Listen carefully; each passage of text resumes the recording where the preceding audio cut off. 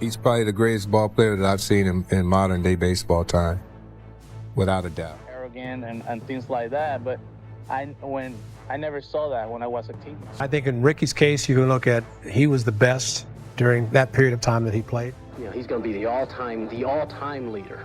Not team leader, not league leader, all-time leader in 3 categories as a player. He's really had a great year. Rickey Henderson deep down the left field line, into the corner, hooking. This one is off the foul pole. Home run!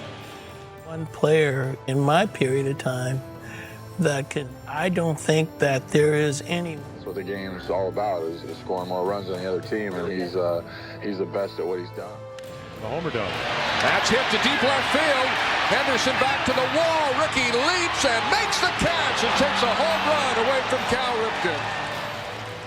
This was a person that could generate a run without even a hit. I mean, 3 hitters could go up and no one could hit the ball out of the infield, and you could be up 1-0. Totally dominate a game by himself, like Rickey could in so many different ways. When you think of Rickey Henderson, you have to kind of put him in a class with a Hank Aaron, in the sense that that one, a towering fly ball to left field. It is deep, it is back. He's repaid him a 3-run homer. God put Rickey on this earth to play baseball. There were just so many things that he could do. He had been a 5-tool player. He could do it all, and there's no question with his speed. When I first met him, obviously his physical attributes were different than everyone else. Big legs, strong, looked like a man. I mean, even though he had a boy face. He is the most dominant player I've ever seen play. His skill set made him nearly impossible to stop on the diamond.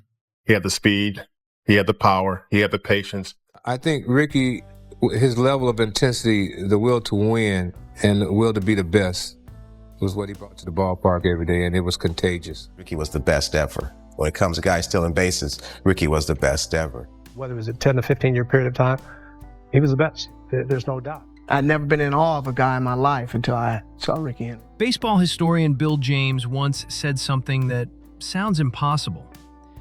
If you could split Rickey Henderson in 2, you would have 2 Hall of Famers. Think about that. Not one great player, but 2 separate Hall of Fame careers in a single body. When players, managers, and opponents were asked about Henderson, their answers revealed something extraordinary. From managers who told their teams to walk the worst hitter just to avoid facing him, to catchers who admitted it was not fair when he reached first base. But before we hear what they said about him, you need to understand why they said it. This is the story of the man who changed baseball forever. Mitchell Page, Henderson's teammate in Oakland, said something that perfectly captures his impact. It was not until I saw Rickey that I understood what baseball was about. Rickey Henderson is a run, man. That is it. When you see Rickey Henderson, I do not care when. The score is already 1-0. If he is with you, that is great. If he is not, you will not like it. This was not an exaggeration. Henderson scored 2,295 runs in his career, 49 more than Ty Cobb, the previous record holder. But one game perfectly illustrated why opponents feared him. On July 29, 1989, Henderson walked 4 times against Hall of Fame pitcher Randy Johnson. He never got an official at bat, yet he stole 5 bases and scored 4 runs. Johnson later joked, "I'm expecting to be on Henderson's Christmas list." Oakland manager Tony La Russa, who faced Henderson for 10 years before coaching him, explained the psychological warfare. He was the most dangerous player on the other side in a tie game, or you are 1 run ahead. But here is what made Henderson truly terrifying to pitchers. Baseball writer Joe Posnanski discovered that Henderson walked 796 times while leading off an inning.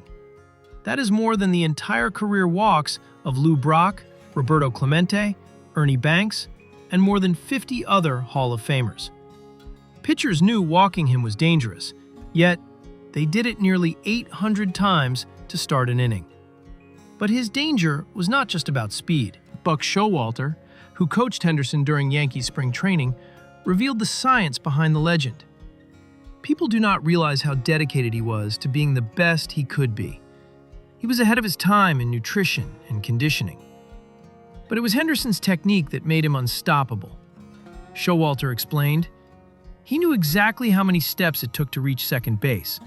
Runners always have a slight bend to the knee right before they were going. Rickey's knee never buckled. He is the only one I have ever seen who was like that." Showalter made a bold prediction. With the rules we have now, he would steal 200 bases. Bobby Valentine, who managed against Henderson, admitted his strategy. "We used to talk about walking the ninth-place hitter because it just was not fair when Rickey got on first and no one was on in front of him." Hall of Fame manager Frank Robinson was even more direct. "Do not even try to get him. He is too good." Henderson had his own psychological tactics. He told opposing first baseman, "Tell your friend I do not care if he throws over 100 times. I will dive back safe every time.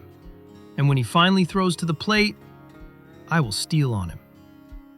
In 1982, Henderson stole 130 bases, breaking Lou Brock's record. He was also caught stealing 42 times. Both remain records.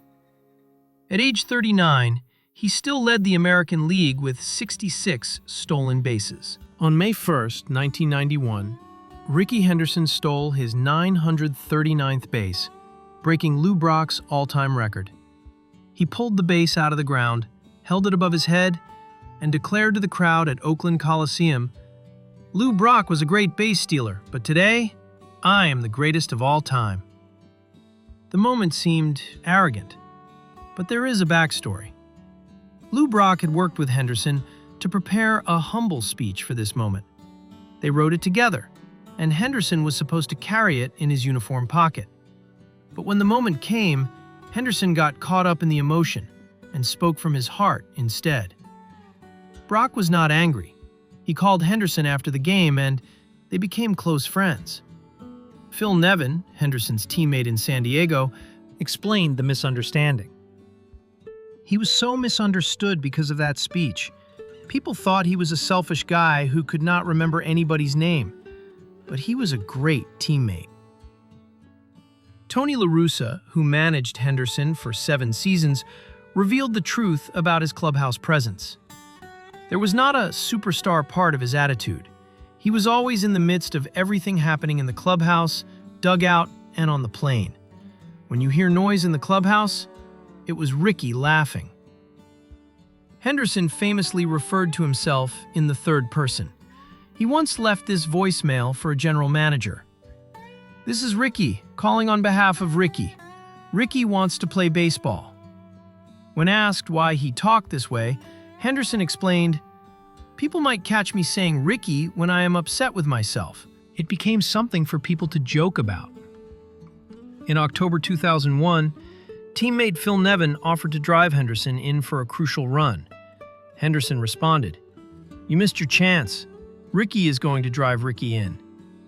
He then hit a home run and slid into home plate. Don Mattingly played alongside Henderson for the Yankees from 1985 to 89. When Henderson passed away in December 2024, Mattingly said, "Rickey was simply the best player I ever played with. He could change the outcome of a game in so many ways. It puts a smile on my face just thinking about him." The impact was measurable. In 1985, Mattingly drove in 145 runs, the most by a left-handed hitter since Ted Williams in 1949, largely because Henderson was always on base ahead of him.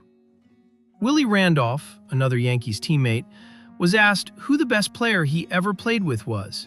His answer, "I played with so many tremendous players through the years that I hate picking just one, but pound for pound, Rickey Henderson was the greatest player I ever played with. He possessed so many talents that could positively impact the outcome of a game." Dennis Eckersley initially disliked Henderson when they were opponents. Eckersley once screamed at Henderson to stop admiring his own shadow and get to first base. But when they became teammates in Oakland, everything changed.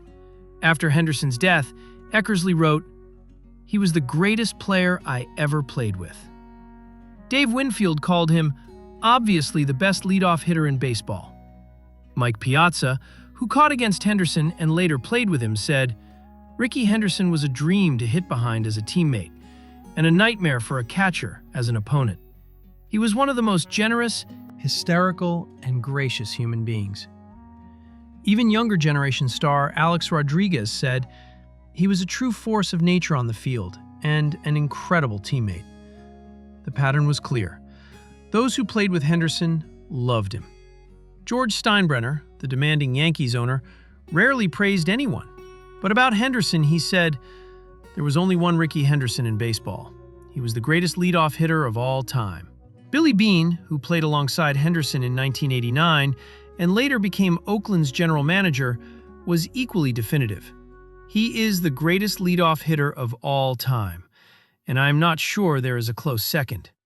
Dave Stewart, Henderson's childhood friend from Oakland, who later became his teammate, said, "Rickey, in my opinion, is one of the top 3 or 4 players to ever play the game." On August 22, 1989, Henderson became Nolan Ryan's 5,000th career strikeout victim.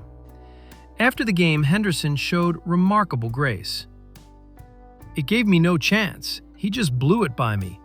But it is an honor. I will have another paragraph in all the baseball books. I am already in the books 3 or 4 times." Ryan, for his part, explained, "I did not want to walk Rickey Henderson, so I went with the fastball." Frank Thomas, the Hall of Fame first baseman, called Henderson the engine to my era. Tony La Russa, who managed against Henderson before coaching him, observed something deeper about his intelligence.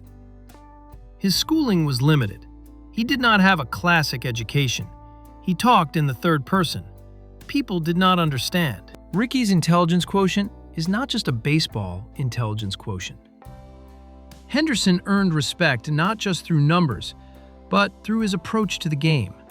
He studied pitchers, understood leverage, and revolutionized what it meant to be a leadoff hitter. Bill James put Henderson's career in perspective. Without exaggerating 1 inch, you could find 50 Hall of Famers who, all taken together, do not own as many records as Rickey Henderson. His famous quote about splitting Henderson in 2 was not hyperbole. Henderson's first 10 seasons produced 61.5 wins above replacement, a Hall of Fame career. His final 15 seasons produced 49.3 wins above replacement, still worthy of Cooperstown. The record dominance is staggering. Henderson stole 1,406 bases. Lou Brock, in second place, stole 938. That is a 50% gap. Henderson hit 81 leadoff home runs. No one is close. He scored 2,295 runs, 49 more than Ty Cobb. He drew 2,129 unintentional walks, 259 more than Barry Bonds. At age 39, Henderson led the American League with 66 stolen bases. After turning 40, he stole 109 more bases, an all-time record. He hit home runs and stole bases in 25 consecutive seasons. In 1998, Kenny Lofton was leading the league in stolen bases. He taunted Henderson across the diamond. "See that old man on the other side of the field? There is a new sheriff in town. That dude is done." Henderson went on a tear, stealing bases at will. He would return to the dugout saying, "If Rickey sleep, let Rickey sleep." Tony La Russa learned an important lesson. When Henderson said he felt 70% healthy, La Russa wanted him to rest. Later, La Russa admitted, 70% of Rickey Henderson was better than 100% of anybody else I had on the bench. Bill James was right. If you could split Rickey Henderson in 2, you would have 2 Hall of Famers. But what made Henderson special was that you could not split him. Sports Illustrated writer Tom Verducci placed him among American legends. There are certain figures in American history who have passed into the realm of cultural mythology. Johnny Appleseed, Wild Bill Hickok, Davy Crockett, Rickey Henderson. They exist on the sometimes narrow margin between fact and fiction. Tony La Russa gave the final word on his place in history. With Rickey, there is no doubt you can get to that greatest list of all time, with Willie Mays and Hank Aaron. And Rickey is right in the middle of it. Henderson lived by a simple philosophy. If my uniform does not get dirty, I have not done anything in the baseball game. On December 20th, 2024, Rickey Henderson passed away at age 65. He proved that confidence was not arrogance when backed by preparation. He showed speed players could have longevity through science and dedication. Most importantly, those who competed against him became his biggest advocates. Rickey Henderson did not just steal bases. He changed baseball forever and left us with memories that, like his records, may never be broken. He was right all along. He was the greatest.